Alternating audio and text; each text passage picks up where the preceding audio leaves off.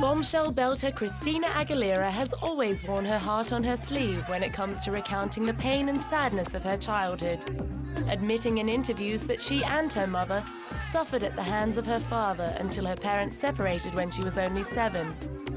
She went on to write about the experience in her songs I'm Okay and Oh Mother. Remaining estranged from the former Spanish teacher to this day, Christina claims her father was both physically and emotionally abusive, and that she sought comfort in the music of Etta James and Aretha Franklin. But instead of healing the pain of her family life, her precocious singing talent ended up attracting more abuse.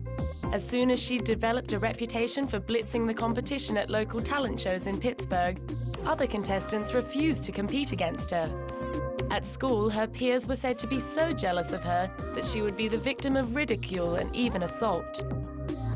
Since reaching the top of the charts with her first album in 1999, Christina hasn't had to worry about abuse from her father or the neighbors. But it hasn't all been plain sailing. After swapping the bubblegum pop for the more raunchy image of Stripped in 2002, she was stung by the negative backlash. Where it kind of, provokes anger in me that it's like, wow, Ricky Martin, per se, can be in a video pouring hot wax down a naked female. Nobody says anything about that, and gyrating his hips and having a full-out, you could say, orgy in a video, with men and guys touching all over each other. Nobody says anything about that because he's a guy, and guys are almost allowed to be that way and act out that way.